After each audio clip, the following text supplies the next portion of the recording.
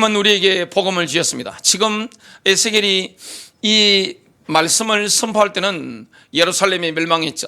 소망이 없어 보입니다. 희망이 없어 보이는 거예요. 이스라엘이 도저히 무너질 수 없다고 생각했던 예루살렘, 하나님의 보좌가 있다고 믿었던, 경험했던 그 예루살렘 성전에 하나님의 영광이 떠나고 심판이 임한 겁니다. 전부 다 회파된 거예요. 있을 수 없는 일이 일어나게 된 겁니다. 인생의 뿌리, 신앙의 뿌리, 근본 자체가 다 흔들리게 돼버린 거죠. 이때 하나님의 유일한 소망이 어디입니까? 텔아비브에 있던 바로 유대 포로들입니다. 유대인들입니다. 바벨론의 포로로 끌려갔던 크발 강가의 텔아비브에 있는 그 유대인들에게 모든 소망이 다 있는 겁니다. 남은 자에게 모든 소망이 다 있는 겁니다. 그들을 향해서 뭘 선포합니까? 에스겔이 지금 복음을 선포하고 있습니다. 수많은 그리스도인들이 저한테 뭐라고 했느냐? 목사님, 꿈만 같습니다. 제가 이런 인생을 살게 될 줄 상상도 하지 못했는데, 이런 아름다운 인생, 행복한 인생, 기쁨이 넘치는 인생, 기대가 되는 인생을 산다는 자체가 너무나 희열에 넘칩니다. 이 남녀노소 저한테 다 고백한 겁니다. 어떻게 우리가 이런 인생을 살까요? 메마른 인생이었는데 생명력 넘치는 인생으로, 늘 남과 나를 비교하면서 주눅드는 인생이었는데 분노하는 인생, 허탈한 인생이었는데 자족하는 인생으로 완전히 바뀐 겁니다. 바울이 뭐라고 했습니까? 아무것도 없는 자 같으나 모든 것을 가진 자로다. 이 고백이 우리의 고백이 된 겁니다. 날마다 우리가 보고 경험하는 것이 뭡니까? 하나님의 영광입니다. 그리스도의 아름다우심을 우리가 보게 되는 겁니다. 이 복음의 영광 속에 우리가 들어왔다는 거 얼마나 큰 은혜인지 모릅니다. 지금 에스겔은 뭘 선포하고 있습니까? 이스라엘의 회복을 선포하고 있습니다. 이스라엘의 회복을 미리 맛보는 사람들이 누굽니까? 저와 여러분 같은 바로 그리스도인들입니다. 교회입니다. 교회가 앞으로 일어날 이스라엘 회복에 대한 뭘 보여줍니까? 샘플을 보여주는 겁니다. 저와 여러분에게 일어난 이 회복이 바로 이스라엘 민족에게 일어날 것을 에스겔이 지금 선포하고 있습니다. 그래서 에스겔의 복음이라고 합니다. 첫 번째입니다. 메시아께서 목자가 되어 새 언약을 세우는 재림의 때에 이스라엘은 완전히 민족적으로 회심하게 될 것입니다. 하나님이 이스라엘과 유다로 더불어 새 언약을 맺으실 것인데, 새 언약은 모세 언약과 같은 조건적 언약이 아니라 은혜 언약입니다. 모세 언약은 조건적이었죠. 이렇게 하면 내가 이렇게 할 거야. 근데 새 언약이라는 것은 뭡니까? 무조건적인 언약입니다. 은혜입니다. 복음이라는 것은 뭡니까? 하나님의 은혜입니다. 내가 이렇게 하면 이렇게 하는 게 아닙니다. 하나님 뭐라고 합니까? 내가 하겠다는 겁니다. I will이라는 단어가 에스겔 36장에 계속해서 나옵니다. I will 계속 나오는 거예요. 내가 하겠다, 내가 하리라, 내가 하리라. 하나님이 이방 민족들이 생각지도 못하는 이스라엘의 회복, 이스라엘 백성들도 꿈만 같이 느끼는 그 이스라엘의 회복에 대해서 지금 주님이 하시는 말씀이 뭡니까? 내가 하리라. 많은 우리 그리스도인들이 꿈만 같잖아요. 저는 제가 살아가는 인생이 꿈만 같아요. 이렇게 충만한 인생, 행복한 인생, 기쁨이 넘치는 인생, 남들을 유익하게 만드는 인생을 살 것이다, 아름다운 인생을 살 것을 옛날에 상상도 하지 못했습니다. 회복이 일어나는 거예요. 우리에게 일어나는 이 회복이 앞으로 이스라엘에 일어나는 겁니다. 예레미야 31장입니다. 예레미야서와 에스겔서는 내용이 겹치는 내용이 굉장히 많죠. 예레미야 31장 31절부터 34절입니다. 오늘은 제가 성경 읽을 때 대부분을 킹 제임스 버전으로 읽습니다. 주가 말하노라, 보라, 그 날들이 오면 내가 이스라엘 집과 유다 집과 더불어 새 언약을 맺으리니, 주가 말하노라, 내가 이집트 땅에서 손으로 그들을 인도하던 날에 그들의 조상들과 맺은 언약에 따른 것이 아니니, 비록 내가 그들에게 남편이었지만 그들이 나의 언약을 파기하였도다. 주가 말하노라, 그러나 이것이 내가 이스라엘 집과 더불어 맺을 언약이 되리니, 그 날들 이후로 나는 내 법을 그들 속에 두며 그들의 마음속에 기록하여 나는 그들의 하나님이 되고 그들은 나의 백성이 되리라. 그러면 그들은 각 각기 자기 이웃과 각기 자기 형제에게 말하기를 주를 알라고 더 이상 가르치지 아니하리니 이는 그들 모두가 즉 그들 가운데 작은 자로부터 큰 자에 이르기까지 나를 알게 될 것이기 때문이요 내가 그들의 죄악을 용서할 것이며 그들의 죄를 더 이상 기억하지 아니할 것임이라 주가 말하노라. 모세 언약이 조건적 언약이었는데 지금 예레미야서를 통해서 오픈되는 것처럼 새 언약은 뭡니까? 무조건적인 언약입니다. 하나님의 은혜입니다. 내가 하리라. 여러분 복음을 받으면요 주님이 하십니다. 주님이 회복을 주시는 거예요. 상상이 안 됩니다. 어떻게 내가 이런 인생을 살 수 있을까? 거울을 쳐다보다가 눈물을 흘릴 수밖에 없습니다. 감격할 수밖에 없는 거예요. 손을 들고 찬송할 수밖에 없는 겁니다. 우리가 누리는 이 복음의 영광의 풍성함을 회복된 이스라엘이 누릴 것이다. 이걸 지금 예레미야 선지자가 말씀하고 있는 겁니다. 새 언약의 중보자이신 예수님의 피로 피존되었습니다. 너무 놀라운 거죠. 지금 이 새 언약은 신약 시대는 이스라엘 전체에게는 해당되지 않죠. 지금도 이스라엘의 남은 자, 이스라엘의 렘넌트가 있습니다. 그들에게는 이 새 언약이 우리와 똑같이 지금 적용되고 있습니다. 교회 시대니까요. 새 언약의 결과 이스라엘은 완전히 민족적으로 회심하게 됩니다. 누구를 통하여 하나님께로 돌아가게 됩니까? 메시아 그리스도죠.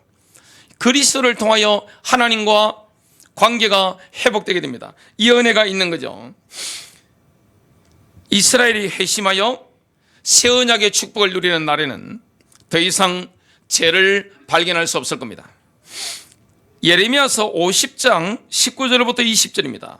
또 내가 이스라엘을 그의 처소로 다시 데려오리니 그가 갈멜과 바산에서 먹을 것이며 그의 혼이 에브라임과 길라산에서 만족하게 되리라. 주가 말하노라. 그 날들과 그때에 이스라엘의 죄악을 찾아도 아무것도 없을 것이며 유다의 죄들을 찾아도 발견되지 않으리니 이는 내가 남겨놓은 그들을 내가 용서할 것입니다. 하나님이 하시는데 지금 북이스라엘과 남유다의 이스라엘 12지파 그들에게 죄가 없는 겁니다. 다 씻음 받는 거예요. 지금도 마찬가지예요. 마귀가 그리스도의 피로 구속받은 씻음 받은 우리의 마음에 진정한 그리스도의 마음에서 죄를 찾으려고 해도 깜짝 놀랍니다. 마귀는요 깜짝 놀랍니다. 이 사탄의 하는 일이 뭡니까? 검사 역할을 하잖아요. 하나님 앞에서 우리를 고소하는 역할을 하는데 완전히 씻겨버린 겁니다. 한 점이라도 죄가 없는 겁니다. 죄가 없는 상태, 완전히 어려워진 상태. 지금 현재 우리 그리스도인들이 누리는 그 은혜를 미래의 이스라엘이 회복되었을 때 누리게 되는 겁니다. 메시아의 몸으로 예정된 이방인의 숫자가 충만함에 이른 후에 그때까지 살아남은 모든 이스라엘 사람은 구원을 받게 될 겁니다. 로마서 11장 25절과 26절 27절이죠. 바울이 이렇게 예언을 합니다. 형제들아 너희가 스스로 지혜 있는 체하지 않게 하기 위하여 이 신비를 너희가 모르기를 내가 원치 아니하노니 이는 이방인들의 충만함이 차기까지는 이스라엘의 일부가 완고하게 된 것이라. 지금 이방인 시대죠. 이방인의 시대가 저물어가고 있습니다. 성경을 보고 지금 중동 사태를 보고 우크라이나 돌아가는 걸 보면 미국이 돌아가는 걸 보면 이방인 시대가 저물어가고 있다는 것을 우리가 볼 수가 있습니다. 지금 성경 번역이 된 거라든지 전 세계 복음의 파급 속도를 보면 세계 복음화는 거의 끝난 거죠. 성경 번역이 끝났습니다. 그리고 전 세계에 복음이 안 들어간 나라가 없습니다. 옛날에 제가 복음을 전하는데 고등학교 3학년 학생이 저한테 물었습니다. 남학생인데 아니 세계복음화 그러면 모든 민족의 사람들이 다 예수님을 믿어야 됩니까? 그랬습니다. 아니라 그랬습니다. 그 중에 복음에 반응하는 사람 정말 하나님이 영생 주시기로 작정된 자들, 그들이 돌아오면 끝나는 겁니다. 그 이방인의 숫자는 누가 압니까? 우리는 몰라요. 하나님만이 아시는 거죠. 그 이방인의 숫자가 딱 차고 나면 어떻게 됩니까? 그냥 끝나는 거죠. 이방인의 때는 바로 끝이 나고 그 다음부터는 이스라엘의 회복이 본격적으로 되어지는 겁니다. 26절에 그리하여 온 이스라엘이 구원을 받으리라. 기록된 바 구원자가 시온에서 와서 야곱에게서 경건치 아니한 것을 제거하리라. 이는 내가 그들의 죄들을 없앨 때 그들에 대한 나의 언약이 이것임이니라 함과 같으니라. 이스라엘이 완고하면요, 이방인의 때가 끝이 나면 완전히 제거됩니다. 그때까지 살아남은 모든 이스라엘은 구원을 받게 되는 겁니다. 민족적으로 단 한 명도 빠짐없이 메시아를 나의 구세주로, 나의 주인으로 고백하는 이런 일이 일어나게 될 겁니다. 이거는 우리가 지금 경험하고 있는 것인데 앞으로 이스라엘이 회복됐을 때 그들이 민족적으로 경험하게 되는 거죠. 두 번째입니다. 메시아께서 목자가 되어 새 언약을 체결할 때 이스라엘은 새 마음과 새 영을 받아 새롭게 창조될 것입니다. 새 마음과 새 영을 받아 새롭게 창조되는 거예요. 지금 우리가 새 마음을 받았잖아요. 우리의 마음이 누구의 마음입니까? 예수님의 마음입니다. 새 영을 받았잖아요. 새롭게 창조된 것입니다. 그리스도의 영이 우리 그리스도인들 속에 지금 거하고 있는 것처럼 앞으로 회복된 이스라엘이 민족적으로 그 은혜를 누리게 될 겁니다.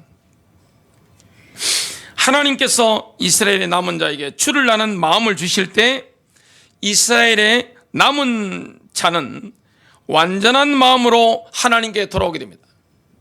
그 역이 없어요? 완고함이 없는 거예요? 여러분, 인간이 얼마나 완고합니까? 인간은 너무 완고한 존재예요. 누구 말을 듣습니까? 지금 민주주의 사회인데 누구 말을 듣습니까? 전 세계 민주주의 하는 나라가 어디 있습니까? 까놓고 보면 한 나라도 없습니다. 인간은요, 독재자입니다. 심리학에서 인간을 보고 뭐라 합니까? 독재자라고 하죠. 1인 독재자입니다. 누구 말을 듣습니까? 인간은 그 누구 말도 듣지 않습니다. 그게 바로 인간의 재성을 가진 인간의 본성입니다. 근데 이런 인간의 마음을, 하나님을 떠나는 그 마음, 하나님의 뜻대로 하지 않습니다. 인간은 내 뜻대로 하고 싶어요. 여러분, 하나님의 감동 따라 하기를 거부합니다. 내 감정대로 합니다. 이게 인간의 본능이에요. 근데 성령 받은 그리스도인들 한번 보세요. 얼마나 마음이 부드러운지 몰라요. 그리고 얼마나 내가 말랑말랑한지 몰라요. 유도리가 굉장합니다. 뭔가 자기 틀을 가지고 성령 인도받는 사람은 막 가지 않습니다. 주님께서 오른쪽이야 그러면 왼쪽으로 방향을 다 세팅해놨다가도 어떻게 합니까? 오른쪽으로 틀어버립니다. 이게 성령의 사람이죠. 순종합니다. 성령의 사람에게는 뭐가 없습니까? 거역이라는 게 없습니다. 하나님과의 관계 속에 거역이 없는데 이스라엘은 민족적으로 메시아를 거부한 겁니다. 독생자가 오셨는데 그걸 민족적으로 거부한 거예요. 지금까지 민족적으로 거부하고 있습니다. 엄청나죠. 유대인들 가운데 예수님을 메시아로 인정하는 사람은 소수입니다. 마이너입니다. 메이저가 될 수가 없어요. 근데 마지막 때가 되면 이 상황 자체가 완전히 바뀌는데, 그때가 되면 어떤 일이 일어납니까? 놀라운 일이 일어나는데, 어떤 역사가 일어나는가 하면 하나님께서 이스라엘을 물로 씻어 더러움을 걷어낼 것이고 이스라엘 속에 성령을 부어 이스라엘의 마음을 새롭게 하실 것이다. 이걸 말씀하고 있습니다. 에스겔 36장 25절부터 27절인데요. 그때 너희 위에 깨끗한 물을 뿌리리라.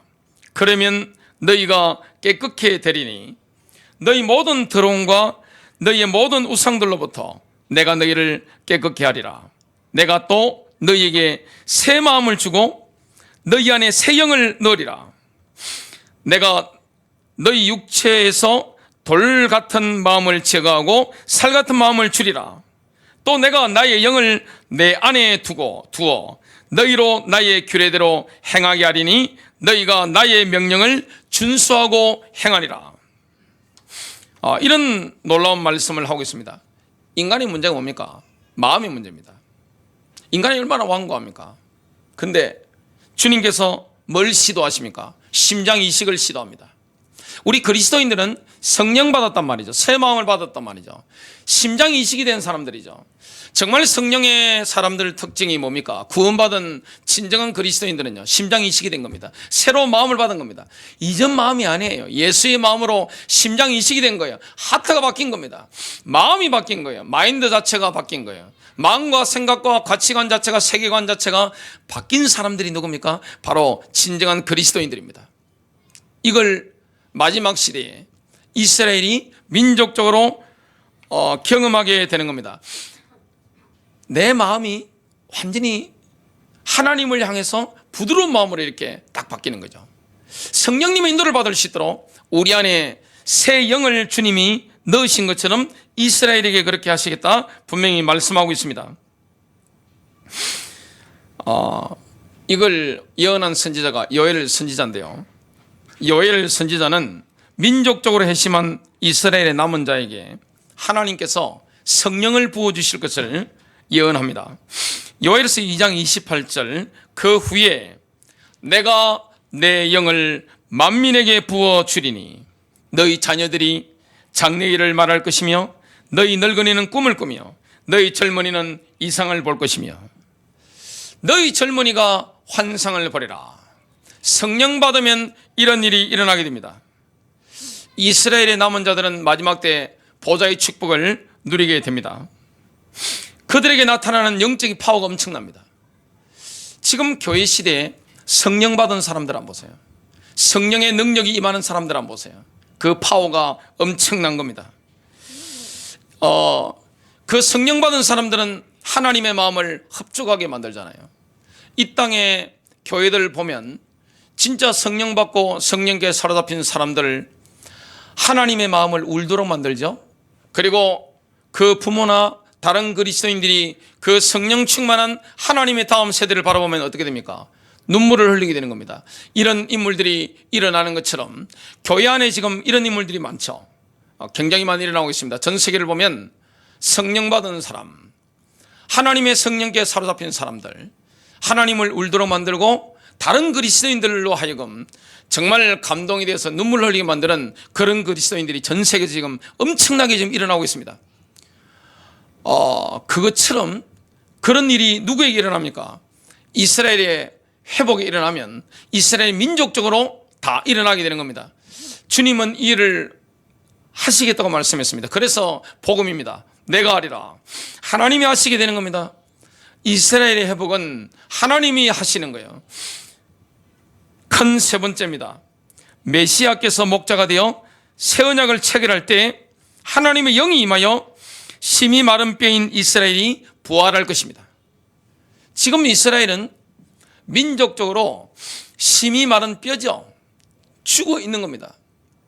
영적으로 죽어 있는 거예요. 근데 결국에는 어떻게 됩니까? 군대가 되는 겁니다. 이스라엘이 회복될 때 이런 일이 일어나게 되는 겁니다.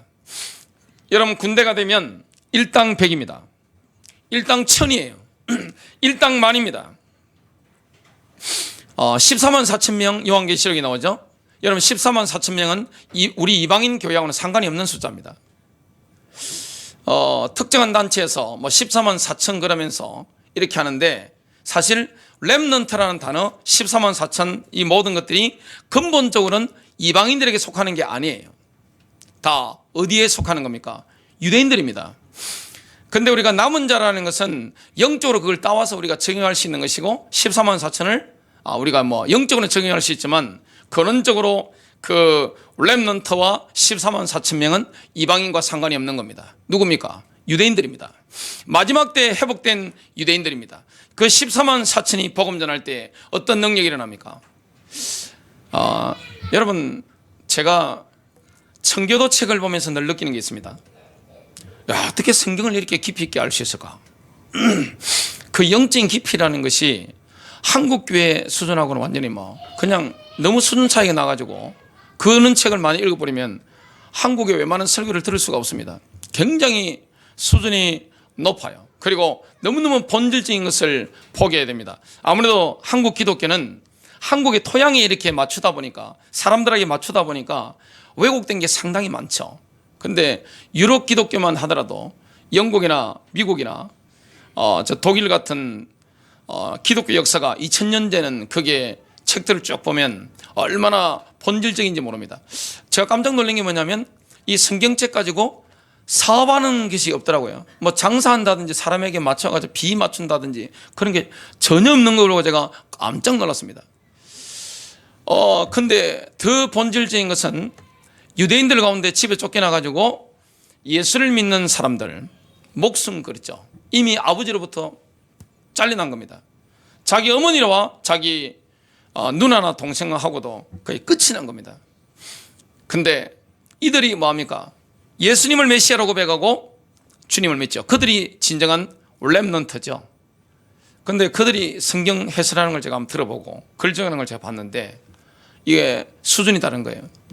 야, 참 대한민국의 이런 책들이나 이 메신저들하고는 상당히 수준 차이가 엄청나고 그들의 문화, 그들의 글, 이 성경이라는 것은 원래 뭡니까? 유대인에 의한, 유대인을 위한 유대인의 책이죠. 이스라엘에 의한, 이스라엘을 위한 이스라엘의 책이 사실 성경책입니다. 냉정하게 딱 보면 그렇습니다. 근데 지금 우리 이방인들이 2000년 동안 교회 시대에 이렇게 된 것은 뭡니까? 하나님의 주권적인 섭리죠. 근데 그들의 글을 보면 참 놀랍다 이런 것들을 보게 되는데 민족적으로 그들이 어떻게 되었습니까? 지금은 심이 마른 뼈입니다. 복음을 받아들이지 않습니다. 언제 주님이 재림하시게 됩니까? 유대 정치인들이 메시아를 향해서 다시 돌아오도록 간청할 때까지는 돌아오지 않습니다. 메시아께서. 그는 지상 재림입니다. 예수님의 지상 재림이 일어나는 것은 뭡니까? 유대 정치인들이 메시아께 돌아오도록 눈물을 흘리면서 간청할 때, 지금 그런 일이 없잖아요. 그런 일이 앞으로 일어나게 될 겁니다. 하나님의 영이 이스라엘을 살리는데 지금 누구를 통하여 예언하고 있습니까? 에스겔 선지자입니다. 지금 하나님의 영께서 에스겔을 어디로 딱 인도했습니까? 지금 뼈로 가득 찬 골짜기 가운데로 데리고 가신 거죠. 지금 에스겔은 환상 가운데 지금 움직이고 있는 거죠. 영적인 세계 가운데 들어간 겁니다. 하나님께서 이렇게 물으셨습니다. 인자야, 이 뼈들이 능히 살 수 있겠느냐? 에스겔은 자신의 생각이나 의견을 말하지 않았습니다. 뭐라고 했습니까? 저는 모릅니다. 오직 주께서 아시나이다. 그때 하나님께서는 심이 마른 뼈들을 향하여 너는 이렇게 말하라, 이렇게 지시를 내리셨는데요. 뭡니까? 너희가 부활할 것이다. 여러분, 심이 마른 뼈가 있단 말이죠. 너무너무 심이 마른 뼈가 있는 거예요. 에스겔을 향해서 뭐라고 명령하시느냐? 너희가 부활할 것이다. 여러분, 우리가 지금 부활했잖아요. 주와 함께 죽었고 부활한 것처럼 우리가 누리는 이 생명력을 누가 누리게 되느냐? 마지막 때 이스라엘이 회복되면 이스라엘이 누리게 됩니다. 이스라엘 민족적으로 부활하게 됩니다. 죽었던 이스라엘이 부활하는 거예요.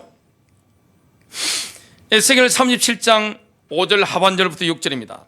보라, 내가 숨을 너희 속에 들어가게 하리니 너희가 살리라. 내가 너희 위에 힘줄을 두고 너희 위에 살이 생기게 하여 너희를 살갗으로 덮고 너희 속에 숨을 넣으리니 너희가 살리라. 에스겔이 하나님의 지시를 따라 예언을 했는데요, 막 소리가 나는 겁니다. 진동이 막 있는 겁니다. 뼈들이 모여들어 뼈가 자기 뼈에 터가닥 막 붙는 겁니다. 너무너무 신기한 놀라운 장면을 에스겔이 지금 보고 있습니다. 또 에스겔이 보니까 힘줄과 살이 그 뼈다귀 위에 막 붙어 오르는 거예요. 피부가 그 위에 덮는 거예요.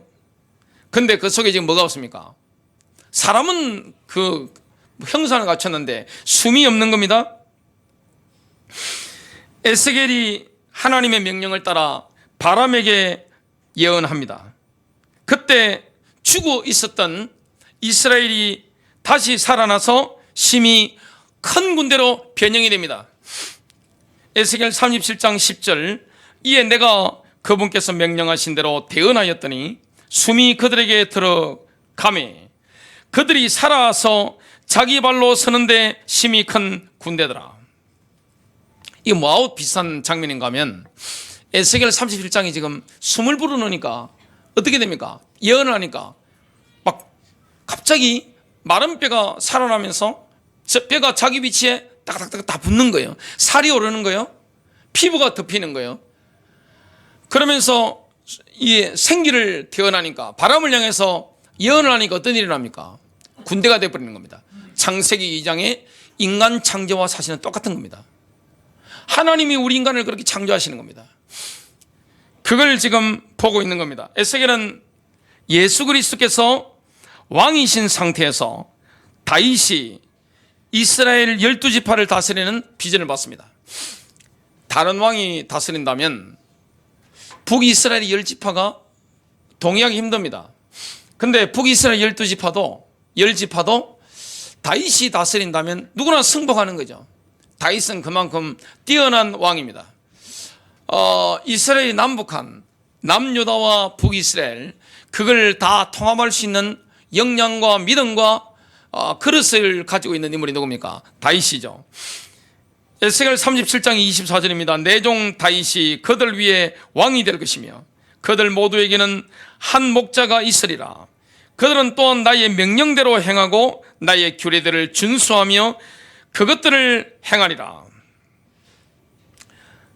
지금 에스겔 37장에서 마른 뼈가 생기를 받아 하나님의 형상대로 변형되는 모습을 바울은 성령으로 옛사람이 새사람으로 변화되는 것으로 묘사합니다. 이것이 에베소서 2장인데요. 에스겔 37장에 이 마른 뼈가 죽어있던 마른 뼈가 군대가 되는 모습을 지금 사도 바울은 에베소서 2장을 보니까 우리가 영적으로 죽어 있었는데 우리가 하나님의 사람으로 강력한 그리스도의 군대로 세워지는 그걸로 그대로 지금 묘사하고 있는 겁니다. 사실 구약 성경에 있는 것이 어디에 있습니까? 신약 성경에 그대로 있습니다. 구약 성경을 알면 신약 성경을 너무나 사실적으로 알 수 있습니다. 에스겔 37장과 에베소서 2장을 제가 한번 보겠습니다. 이스라엘은 심히 마른 뱀처럼 죽어 있었습니다. 에베소서 2장 1절을 보니까 이방인들은 죄 가운데 영적으로 죽었죠. 우리가 영적으로 죽었습니다. 에스겔이 마른 뼈에게 하나님 말씀을 대언하였는데 이스라엘이 살아나서 심히 큰 군대가 되었습니다. 하나님께서 우리를 그리스도와 함께 다시 살리셨죠. 하나님께서는 무덤을 열어서 이스라엘을 부활하게 하실 겁니다. 하나님께서는 우리를 그리스도와 함께 부활하게 하셨습니다. 우리가 그리스도와 함께 부활했습니다. 하나님께서는 이스라엘을 약속의 땅으로 인도하실 것입니다. 지금 약속의 땅으로 많은 유대인들이 가 있죠. 하나님께서는 우리를 그리스도와 함께 천국에 앉히신 겁니다. 에베소서 2장 6절이죠. 여러분, 예수를 믿는다는 것은요, 이미 하늘 보좌에 앉아 있는 겁니다. 영적으로 서밋의 자리에 있는 겁니다. 대통령들이 만나면 서밋들이 만난다고 하는데 진짜 예수를 만났다, 예수를 만났다, 성령 받았다 그러면 영적으로 어디 자리에 있는 겁니까? 예수님이 앉아 계신 보좌 우편에 같이 앉아 있는 겁니다. 노력이 아니죠. 무덤에서 부활한 이스라엘은 하나님을 알게 될 것입니다. 우리는 그리스도의 죽으심과 부활의 일체가 됐는데 하나님의 은혜의 지극히 풍성함을 알게 될 것입니다. 놀라운 거죠. 유다와 이스라엘이 하나로 결합되게 됩니다. 에베소서 2장에 보니까 유대인과 이방인이 한 성령을 힘입어 하나가 된 겁니다. 교회 시대는 교회 안에 이방인과 유대인의 민족적인 구별이 없습니다. 이스라엘은 다윗을 따라 하나님의 명령대로 행하게 될 겁니다. 우리는 어떻습니까?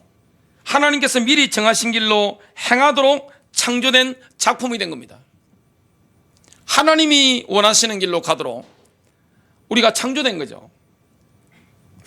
하나님께서는 이스라엘과 화평의 언약을 맺으실 것이라고 예언하고 있는데, 예수 그리스도께서는 우리의 화평이시라는 것을 에베소서 2장 14절에 말씀하고 있습니다.